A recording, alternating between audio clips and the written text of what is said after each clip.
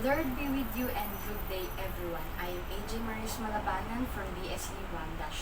So for today, we're gonna talk about two theories. The first theory is the frequency opportunity theory, or also known as differential opportunity theory, and the second one is drift theory.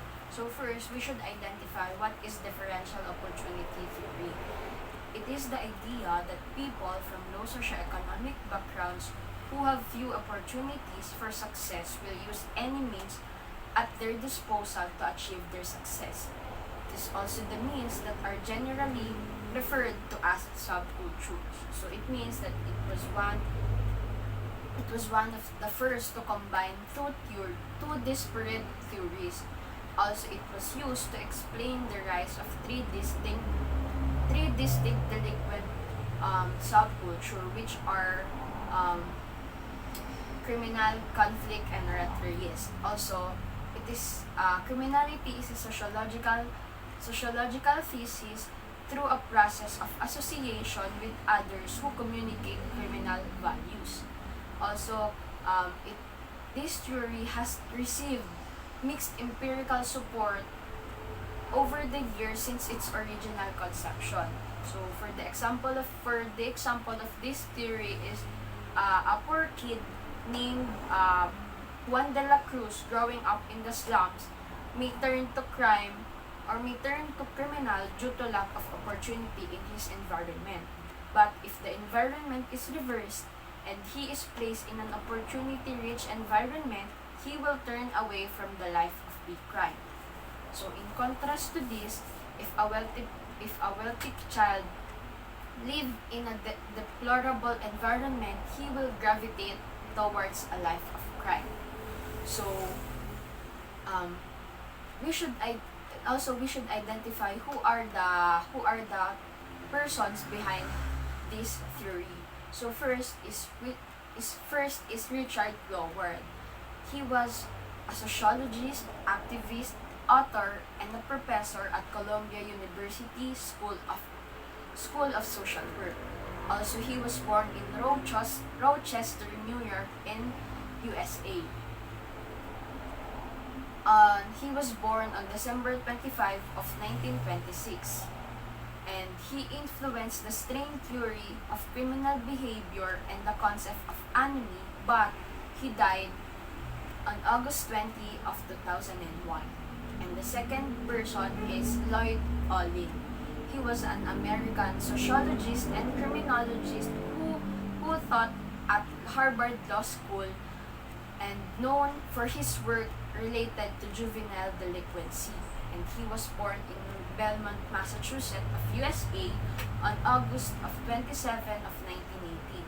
Also, he was a sociologist by training, and his work shed light on the condition that gave rise to juvenile crime.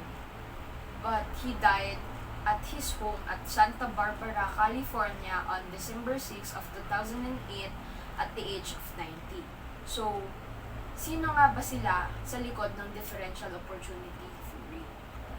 So, in 1960s, they were the two criminologists who wrote about these issues.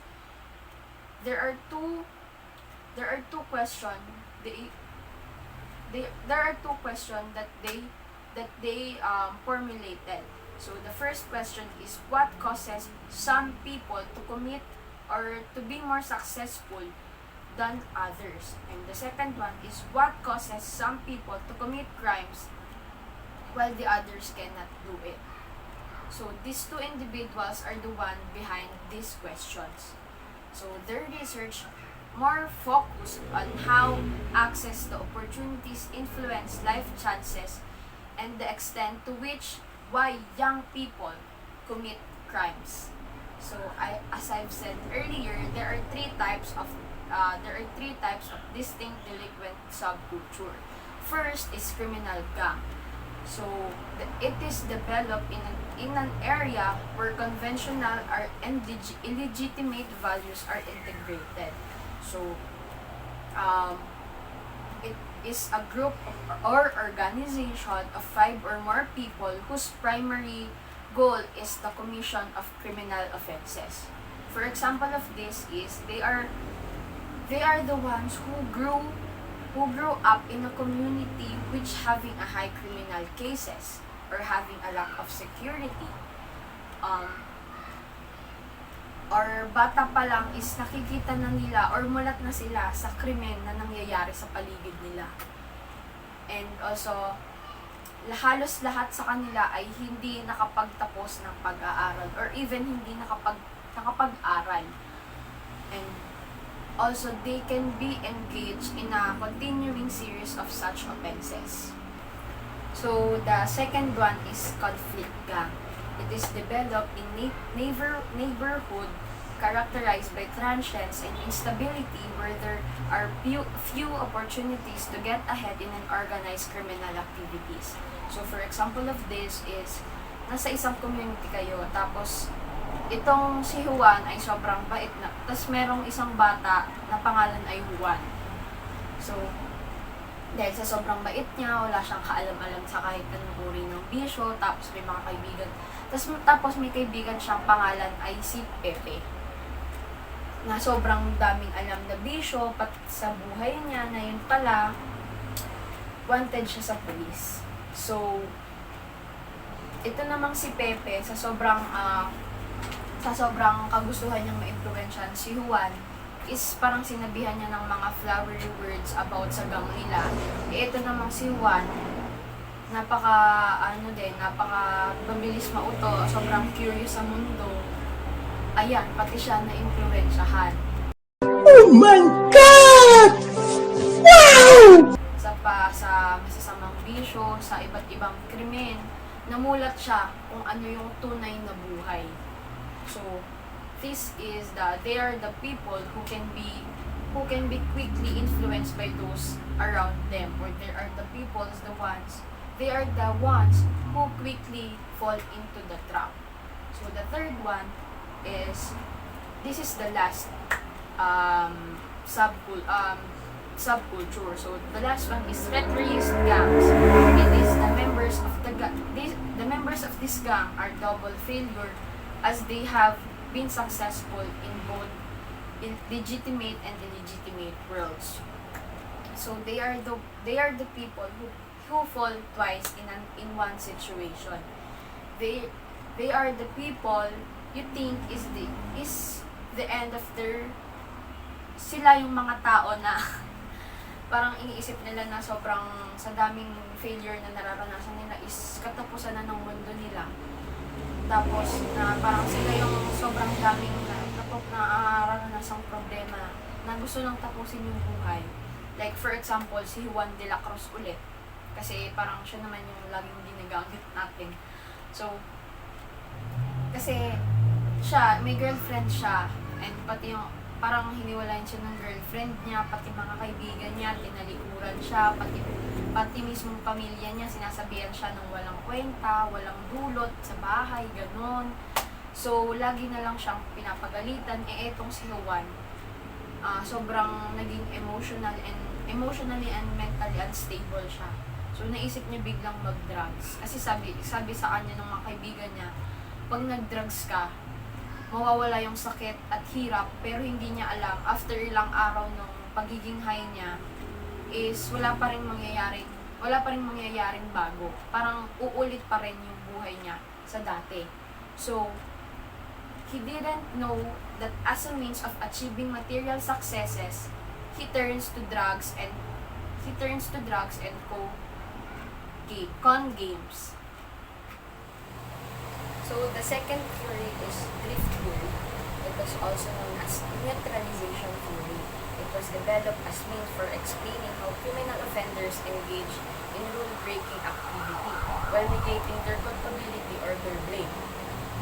So it means that the delinquent as an individual who generally subscribe to society's moral but is able to justify his own delinquent behavior through a process of neutralization, in which the behavior is redefined to make it morally acceptable. So there are two persons behind this theory. First is Graham Sykes.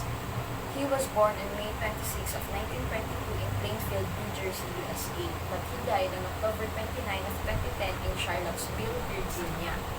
He was American criminologist, um, known for his contribution to the study of delinquency in prisons. He studied sociology in Northwest University, and he taught at several universities before becoming a professor at the University of Virginia. And the second one is David Mansa. He was an American sociologist who taught at University of California and whose seminal work of juvenile delinquency and deviant behavior in the 1950s and 1960s. And also he won an international reputation that endures until today. But he was born on May 1 of 1930 in New York City, and he died in Berkeley on March 14 of 2018. There are 5 techniques of neutralization. So first is denial of responsibility. So the criminal argues that the victims that they were a victim of circumstance and had no other choice but to commit the crime. For example, nahuli si Juan na nagbebenta ng marijuana. Agad niyang sinabi na hindi po ako yun, parang inutusan lang ako, ganyan. So they are the people who caught in action doing a criminal offense but had the courage to refuse what they did. So the second one is denial of injury. Criminal argues that their action didn't harm anyone. They are the people who continue to claim their innocence because no one was injured at the crime. So, for example, if this is may akyat bahay na nakapasok sa bahay niyo, tapos nahuli niyo agad, pero agad niyang sinabi na wala naman siyang sinaktan or wala naman siyang ginawang masama dun sa mga tao sa mismong bahay. So, the third is denial of victim. Criminal accused that the victim deserved to have the crime committed against him. So, the offender claims that the victim deserved what happened to him or her. Example ay si Pepe. Or the offender may try to justify her action by claiming the victim was a bad person. For example, dito is si Pepe, sinabi niya sa mga kaibigan niya na yung pagnanakaw daw is hindi naman masama, kundi parang panghihiram lang daw yun ng gamit. So, the fourth one is condemnation of the condemned. Criminal argues that that it is unfair for them to be blamed for the crime and that they were being persecuted to punish out of spite. There are the people who cannot accept their own mistakes.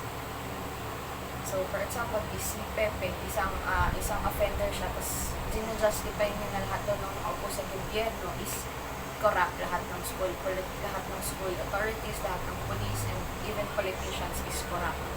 So, for last is appeal to higher loyalties. Criminal argues that the actions, although illegal, were justified or even positive for the greater good. So, larger group are important than the smaller group. For example, of this is si Tiagong Akyat. He was an offender during the 90s or 60s or 80s ata na umakyat sa mga bahay para magnakaw. And yung mga bagay na nakukuha niya is binibigay niya dun sa community niya na sobrang hirap. As a result, the locals held him in high regard.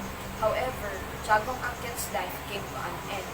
When the police were chasing him and saw his house, the police rained down the house by bullets.